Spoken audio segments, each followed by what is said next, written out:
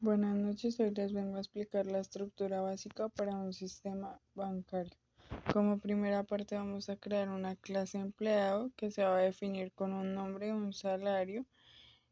Se van a crear unos self, que son los atributos con nombre y salario. Se va a hacer un definir que se llama calcular salario, un string que va a retornar en el nombre del salario. Se va a crear una clase empleado regular, la cual va a tener como atributo nombre, salario más bono. Se va a definir dentro del atributo calcular salario, que va a retornar en el atributo salario más bono. Luego se va a crear una clase empleado temporal que se va a definir dentro de un self con nombre, salario, horas trabajadas y la tarifa por hora. Se va a crear un init con nombre y salario, los atributos de horas trabajadas y la tarifa por hora. Se va a definir dentro de un calcular salario que se le va a sumar o retornar el salario más las horas trabajadas más la tarifa por hora. Luego de eso vamos a crear otra clase empleado que se va a definir con un inif y los atributos de nombre y salario. Luego vamos a definir dentro del mismo calcular salario y vamos a retornar lo que sería nombre, un atributo nombre y salario, atributo salario. Luego vamos a crear una clase empleado regular que sería empleado, se define con un inif que sería nombre, salario más bono. Luego lo vamos a calcular dentro del atributo calcular salario que va a retornar en salario más bono. Vamos a crear otro que se llama empleado temporal, el cual se va a definir nombre, salario más las horas trabajadas más la tarifa por hora. Dentro de ese init va a ir lo que sería nombre y salario y como atributos las horas trabajadas, que es igual a pues las horas trabajadas y la tarifa por hora, que nos daría igual a tarifa por hora. Se va a definir el calcular salario que va a retornar dentro del atributo o del self salario más las horas trabajadas más la tarifa por hora.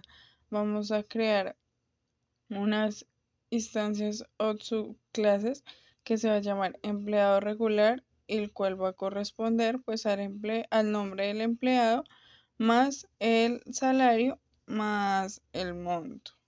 Eh, Luego vamos a calcular y a imprimir los salarios. Entonces aquí le estamos pidiendo que me imprima el salario calculado del empleado regular y que me imprima el salario calculado del empleado temporal.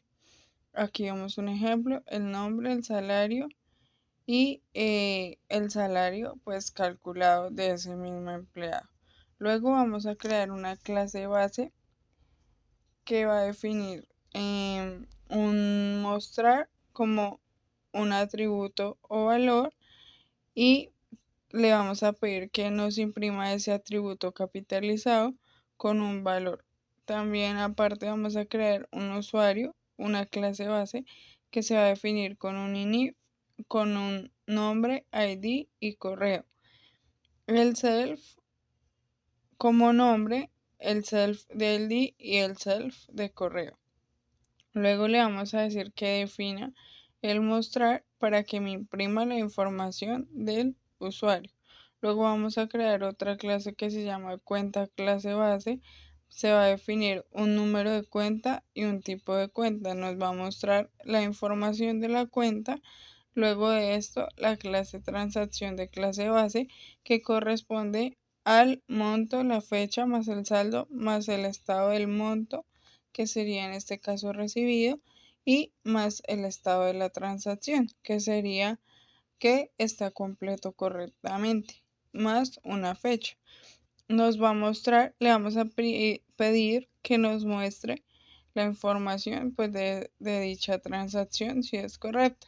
Luego se va a definir el saldo total de la cuenta, que eso va a ir sumado al monto más el saldo. Como les decía anteriormente, un nombre, un ID, un correo y pues obviamente el acceso de usuario con un usuario y el acceso a la cuenta que nos la va a permitir mostrar con un monto y una fecha, el acceso de transacción y el monto más la fecha. Y pues este ya sería el ejemplo de lo mencionado anteriormente. Acá estaría el nombre, el ID, el correo, la información del usuario y estaría lo que sería la información de la cuenta, el número de cuenta, un tipo de cuenta, un monto, una fecha, la información de transacción, más un saldo, más un monto, más el estado del monto, que en este caso sería recibido, el estado de la transacción, la fecha y el saldo total que tendría la cuenta. Eso sería pues como tal el ejercicio base. Muchas gracias por su atención.